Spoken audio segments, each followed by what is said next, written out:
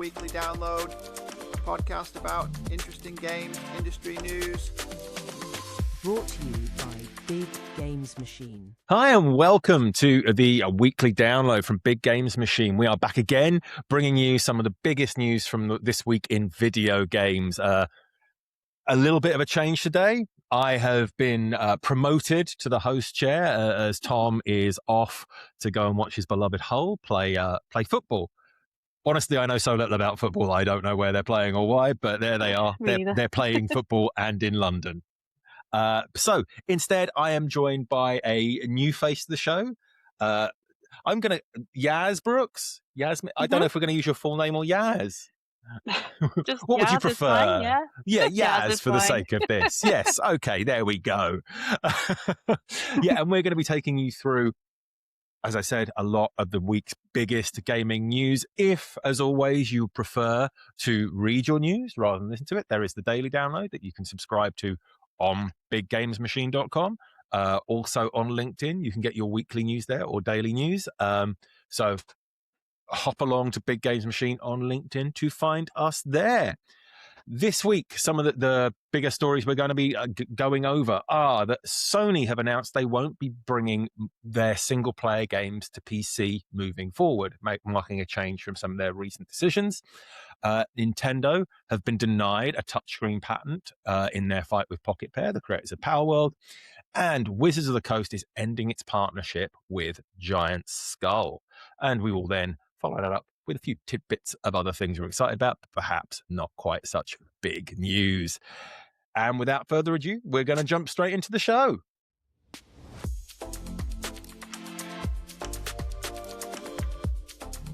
So yes, kicking off with today's first story, and I do have to highlight that the lovely Tom has put these together for us. So at some points, he's put in flavor text that isn't necessarily my thought. So if I can end up sounding a little bit of split mind at the end of this, I'm going to blame it on that. So if I seem even more two-brained than usual, that will be why.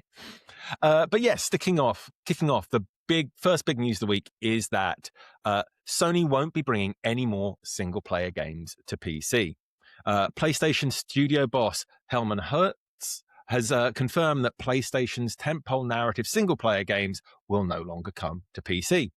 Internal reports point to disappointment in the overall sales and concerns that these ports devalue the PlayStation brand. Now, one question that's kind of swirling around this in the same moment is, will this be linked to Project Helix, the Xbox kind of strategy that's going to be bringing more PC games natively to Xbox in the next generation? What do you think, Yas? Do you think that's kind of impacted any of their decisions to this point? Definitely. I think maybe they're feeling the pressure a bit from the industry. Maybe they feel like they need to do something in response. I think it's definitely going to cut off a big portion of players, though. I think I hear a lot of people playing PlayStation exclusives on PC, and I think people are going to be disappointed by this news for sure. Yeah, I wonder. I mean, absolutely. I think PC players who, for a moment there, thought that they'd crack the code of all this, they could just escape the console wars. And yes, maybe buying the RAM and everything is extortionately priced. But, you could then seemingly get everything, especially with Xbox, becoming more and more free, or not free as in for money, but free as in access to it, open, I should perhaps say, on PC. But yeah, I think it does form an interesting element of this, especially in light of the story we saw 2 weeks ago from the Circana survey.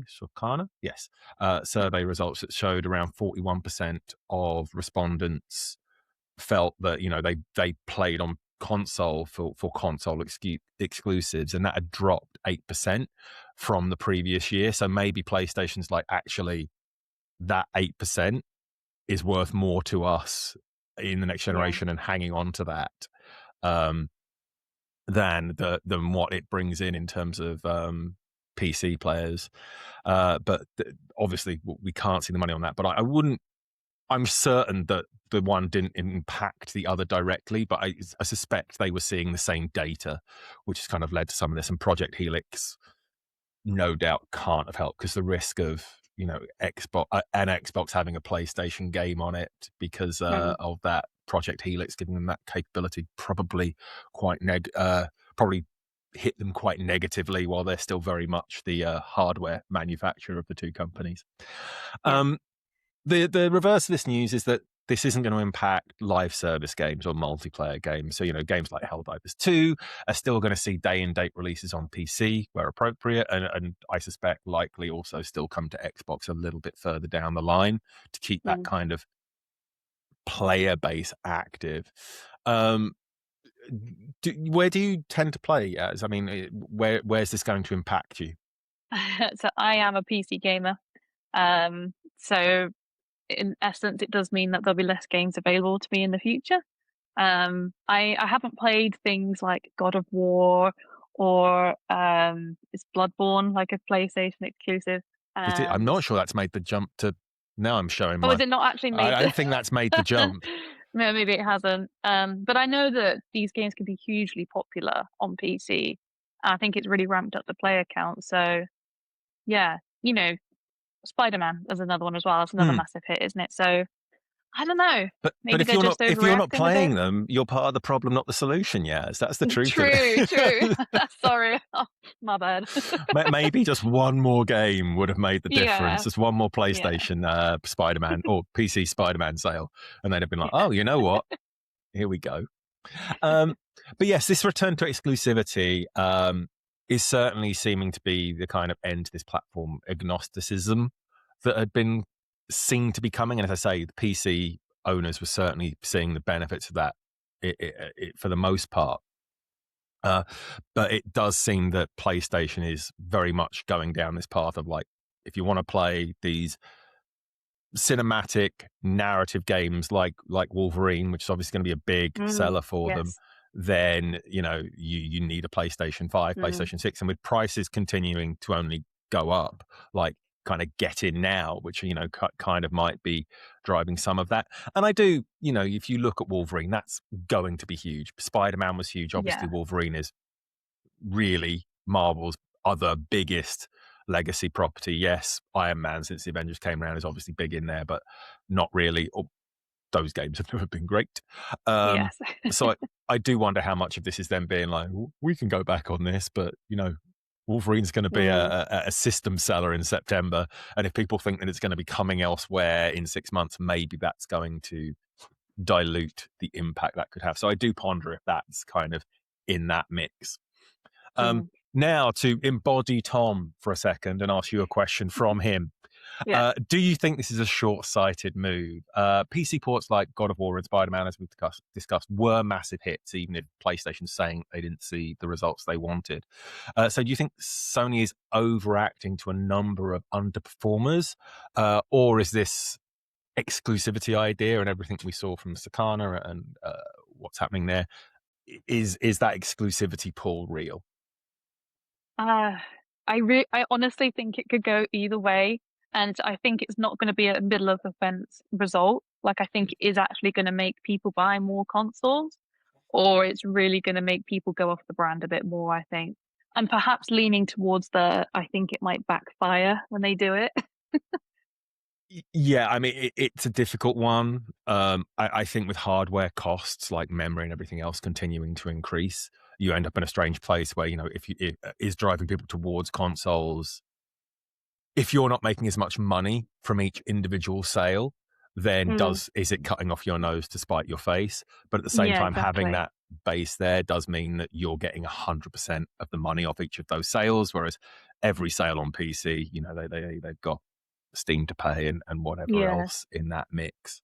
So yeah, it's an interesting decision to be making there. I mean, honestly, it's not been long in my mind. It's probably longer than I believe since they kind of announced things would be coming to Steam. So, pulling the plug on that and zigzagging back. And I'm sure they can reassess this if they feel the need is there in the future. But it's an interesting move. And I feel like this is one to watch the space on, right? Like, I feel like let's see how everyone reacts following it rather than being able to tell what's going to happen right now. Absolutely. I mean, yes, I wouldn't be surprised if we see this kind of shift again in the future, but perhaps not until, into the PlayStation 6 life cycle, because they need, if that's the play here, then they need people to believe it's the case going into PlayStation 6 and picking up those initial sales, because it's just, it's a lot to make consoles, it's a lot to make games, and they're obviously going to need to make sure they're still making their profits at the end of the day. So on to our next story, and this one is the news that Nintendo have been denied a touchscreen specific patent, which has been linked primarily to its fight with Pocketpair, the developer of Power World. Now, Nintendo attempted to patent a touchscreen mechanic that basically allowed them to throw and capture things like in a Pokeball using the touchscreen. The Japanese Patent Office patent rejected it, stating that there was no inventive step in the patent, which is essentially telling Nintendo that throwing things on a touchscreen is common sense and not an invention. And I think, Angry Birds circa 2009 is calling, they agree. This patent in particular was seen as a preemptive strike against rumored Power World Mobile and other clones that are out there like Roco Kingdom.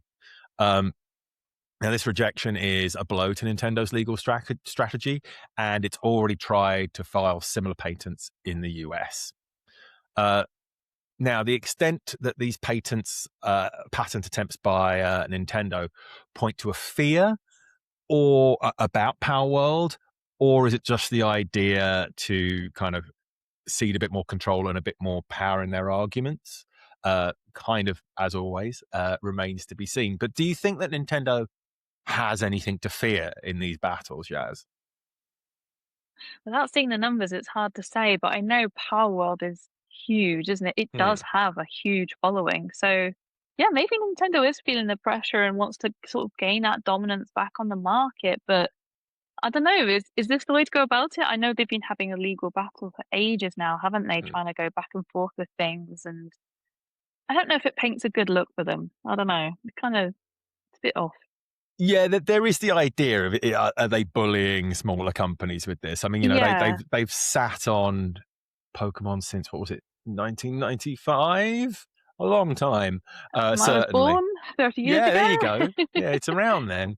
That's how long Pokemon's been running, and the idea that that though you can't spin off or innovate around that is strange. Certainly, Power World's pals, I think that's what they're called, do bear a striking resemblance to some Pokemon, but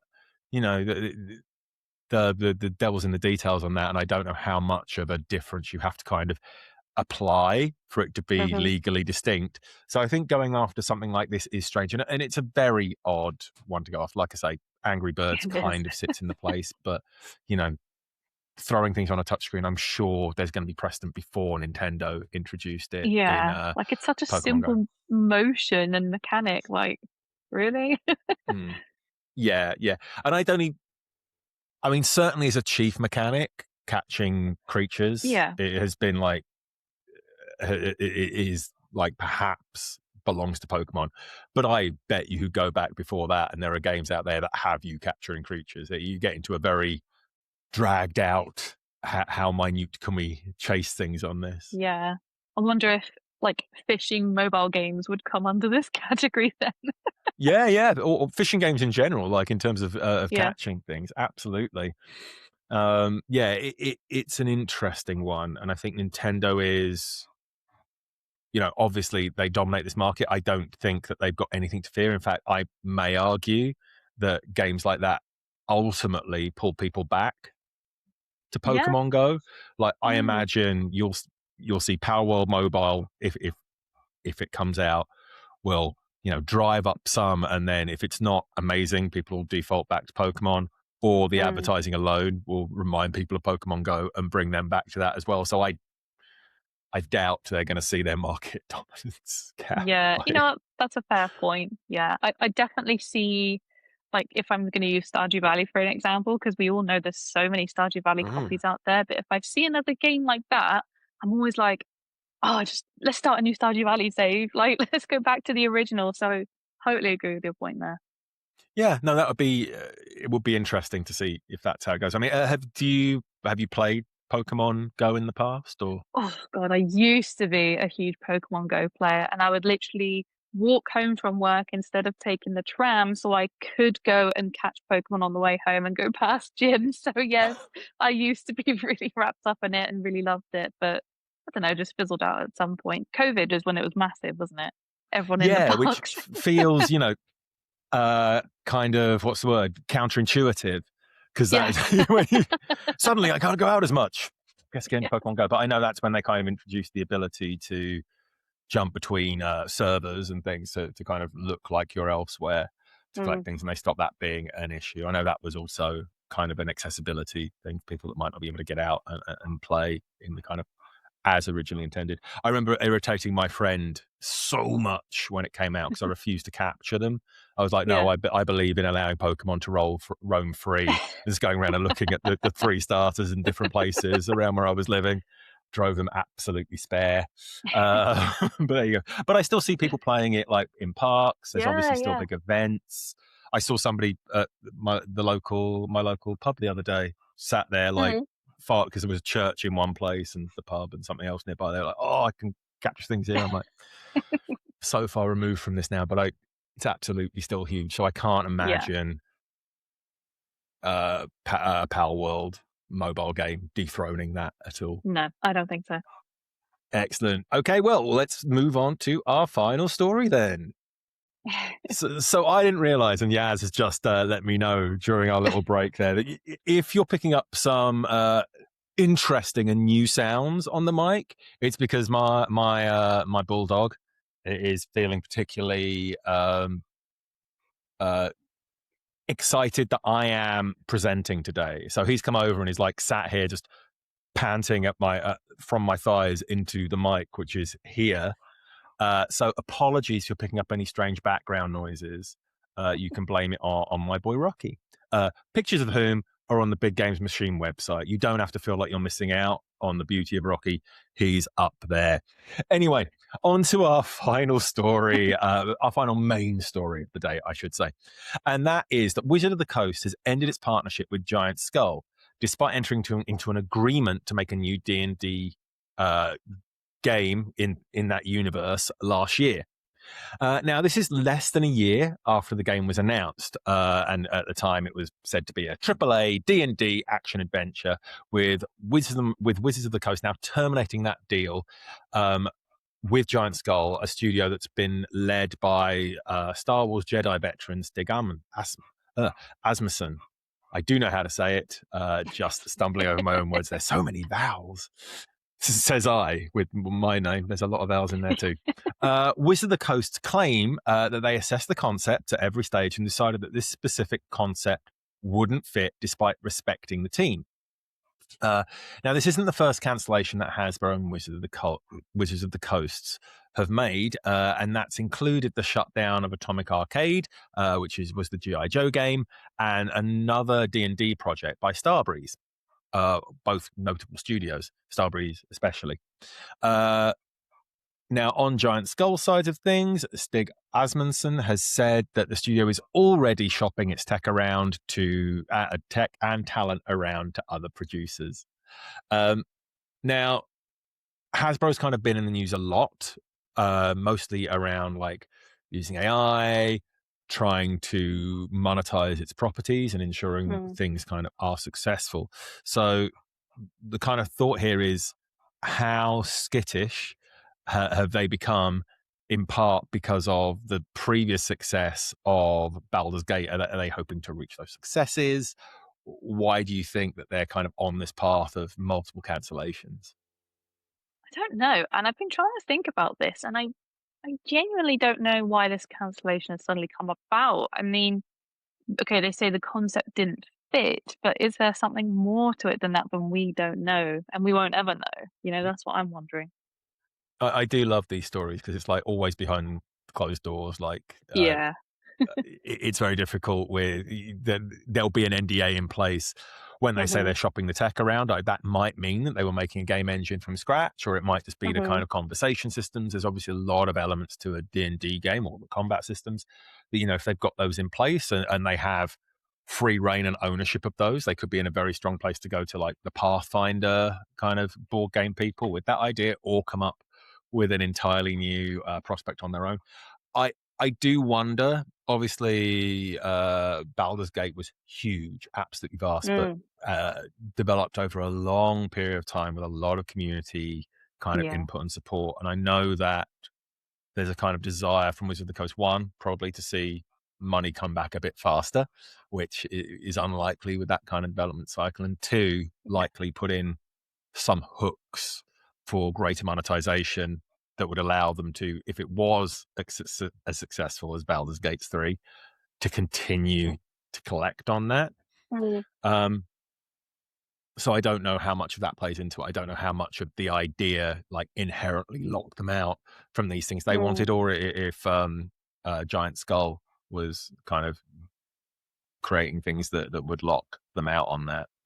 But yeah, where do you think, do you think this is something we can continue to see from Wizards of the Coast and Hasbro?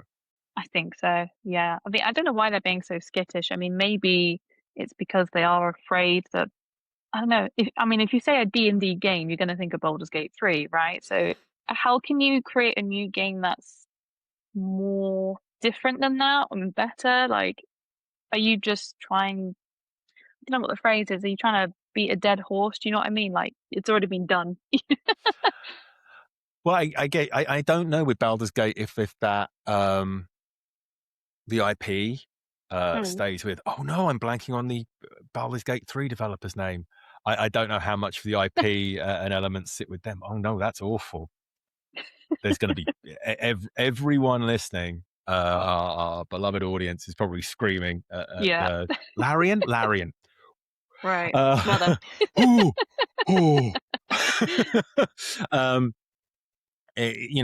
don't know how much of like they held that kind of control of that moving forward, but creating something else in that world or within that story arc is obviously high risk, because if it's not as good, you're absolutely under fire if you're taking it away from Larian. Larian didn't want to be involved on it again for whatever reasons are in there. But like they've reportedly invested over $1 billion in games, but they're also seemingly keeping this very tight control over what their teams are making, and maybe that's crushing the creativity. Maybe there's some kind of grand plan that we're not seeing that's going to bubble up once some of this money that's been spent starts to actually come to fruition. Maybe they've got a grand plan that all makes a lot of sense, but it's hard to watch from the outside and see it as a cohesive strategy. Yeah, I agree. We're just never going to know the answer, I'm afraid. Nope. Sorry, if you came here for answers, we're not here for that. We're here to give you the news. Some broad opinions, but no actual answers. This isn't Trivial Pursuit, sadly.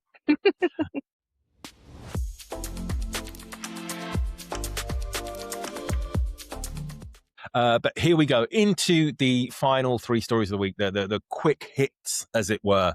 And the first of these is that Lego Batman, Legacy of the Dark Knight, has become the best rated Lego game ever, knocking the Skywalker saga off its perch after 4 years at the top. 4 years feels like not very long at all, really, in the world of games. No, I thought it would be longer than that, actually. Yeah, feels like longer ago, doesn't it? But I guess that was kind of an amalgam of previous titles. Yeah. I have only played the Lego games when visiting children in my life, godsons and what have you. So I don't know how to feel about this. Where are you on the Lego train? Yaz? So my partner has been playing it. He bought the deluxe edition, so he actually got it like a couple of days early, because it doesn't come out to the public until tomorrow, Friday the 22nd. And it looks so good. Like, the animations run really smoothly, the gameplay looks fun, and they've got so PC, many I assume, little PC. Yep. And there's so many like little gags and jokes and throwbacks and Easter eggs in there. It's actually quite a funny game. So I see the appeal. I see the love that's gone behind the game as well. Like there's so many little details in it. I Mm. think it's going to do really well when it comes out tomorrow for public release. Yeah, I think both the I want to say topic. That's not what I mean. Batman. I mean Batman. Batman and Hmm. DC Universe, obviously hugely popular always. Yeah. So yeah, I'm looking forward to seeing like all the different characters that are in there to be unlocked. Oh yeah. Exactly how much is in there for Yeah. people to enjoy. But it's great to see that they're continuing to smash it out the park. Yeah. And then each character has like so many different skins. Like I think Batman's Mm. got over 100 skins alone. So But also those they bring different abilities, don't they? It's not like um, just like dressed up. It's like because there are ones that go in water and what have you not with the Batman. entirely. Oh yeah, maybe, Mm, maybe yeah, to be I mean, determined. like I say, I'm going back on long ago memories for a lot of that. Mm. But yeah, I remember always really enjoying them. Are you not playing it with him? I always thought what part of the appeal was the multiplayer aspect. I thought about it and then I saw the high price tag and I was like, you think it can wait? Oh, I meant on the same screen, not remotely. It hadn't even Oh, I dawned on mean, me well, playing. we don't live together, so That's fair Denmark's a bit enough. far to go to Yeah, to yeah, play yeah. Lego Batman No, together. fair enough. Fair enough. But yeah, one day. Excellent. Okay, next story then. Capcom Capcom comes up every week. I feel like Tom puts it in here just to assuage my love of the company. Just for you. Capcom expands its workforce by over 200.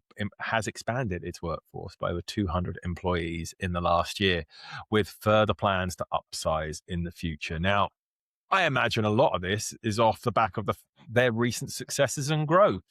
But Mhm. it's great to see in the industry that there is a good news story about jobs. Yes, I feel like every week we hear about a new studio, a new company, whoever laying off thousands, hundreds of people. It's so nice to finally see the flip side that, you know, 200 people joining in the past year, more plans in the future. It's really refreshing and nice to hear. So I'm happy Yeah, about that. Capcom has started to exist in this very strange place of like they're pumping out. They do have free to play games, but a lot of premium titles are driving everything. What would have been seen as the traditional gaming model, and they're making it work with whatever expectations their board Hmm. has, to the point that continued growth, continued hopefully that means innovation. Yeah. It could just be that they plan to make how many would 200 employees allow them to make? How many more Resident Evil games can you make a year if you grow by 200 people? That's the question, isn't it? Is that your hope or? No, I would actually oversaturate it. I'm happy with. Mm. I'd take one a year and a big DLC, one every 2 years with a big DLC in the off years. But they're also putting out a lot of other great games in there that I Hmm. really enjoy. So Yeah. Pragmata's still on my list of things to pick up soon. So Yeah. should be good there. Okay, final story, and this is a weird good news story for Crafton, obviously, who absorbed a lot of negativity over their Subnautica debacle and everything that went on there. But PUBG publisher Krafton claims its internal birth rate, which is a weird way of putting employees at our company, have doubled after implementing a comprehensive support program for people who are having children within the company. It offers approximately $60,000 per newborn. Love to know the specifics of this, along with non-cash benefits such as 2-year parental leave, which is a lot. Also, remote work options and automatic substitute hiring. I would love to know some of the full details on this, but I think it kind of makes sense. It kind of feels obvious when you hear it, right? Mm. It's it's such an odd news story, and I think Crafton has had a lot of negative press lately. Um, so it kind of makes you wonder, like, who has pulled this out of the ether to make it a good news story? Like, It what an is a odd good news angle to story. choose. It is a good news story, but what at the same time? Yeah, I don't know. I don't know. Mm. And also, my question is, the 60 grand for every newborn. what if you have twins or triplets? Then do you get 120 and 180? Oh, yeah. No, I mean, it's a weird incentive, and I don't know how that breaks down. I don't know, because it could be, on each side. It might not be a lump sum. It might be on It might be a way of incentivizing you to stay in, come back, all these elements. Also, the 2 years parental leave, like, is that because when it says internal birth rate, is that if both parts of the couple are internal to craft? It's very. I don't know. I think it's, when I said earlier it was obvious, what I meant is, like, obviously if the stresses and strains of the financial burdens of having a child, and the work implications, having the kind of career issues are alleviated, of course people are going to feel more empowered to go and make that choice for themselves. So in that sense, it's really interesting. But yeah, I'm sat here going, like, okay, so one child every 2 years, like, it's I don't know, and equally I don't know what the parental leave looks like in terms of, is that with full pay, is that what else Does that kind of include plays? adoption as well? It does in the UK. I don't know if it does there, but it does say newborn. It does say each newborn, so it likely doesn't. But Right. yeah, I think it's a really interesting story. I don't know where it came from in terms of incentivizing it for them, but really great to hear that more people are getting the option to have children if that's what they want. It does feel a bit dystopian, though. A little bit. I think it's dystopian in the sense that it needs to be done, assuming that the people now having the children are doing it because they'd always wanted to, rather than, I'm going to have a child because I want my 60 grand. Yeah. People you know, who there's want at least children. one person doing that. Oh yeah, at least one. Well, at least two. The math says. But yeah, I think that's it's an interesting thing that I think a lot of the kind of feeling about birth rates in countries that are nervous about this is that people are choosing not to, because it's so incredibly difficult to do it now with kind of either a single working parent, or the time you have to take for it to be, like, financially viable. So it's dystopian that it needs to be done, but I think it's quite liberating that you can see the impact it has when those pressures are removed. Although, again, maybe only one person had a child last year, and this double is 2 kids, or maybe the one kid they thought they were getting was twins. So it's hard to know what the real impact is there. But it's a very, very interesting move. And a good news story, if dystopian. All over the place on that. Anyway, that's it for this week's Daily Download. Thank you to Tom, as always, for delivering the stories that I have thus regaled you with initially, Yaz, but everybody beyond that. Yaz, thank you for joining me. Thank you for having me. And as always, like and subscribe to wherever you're listening and or watching this. We'll be back next week with more. And if in the interim you want to get more kind of hourly, up-to-date news, then, or up to hourly, that was a massive promise. I'm sorry, Tom. Daily news, you can subscribe to the Daily Download, or follow the Weekly Download on LinkedIn if you'd rather see all of this in written form. And until then, I look forward to seeing everybody, not me next time, Tom and somebody else next week, because I'm going to be at Nordic Game. So looking forward to seeing everybody else in 2 weeks. Thank you again, Yaz. Thanks. Cheers. Bye. Bye.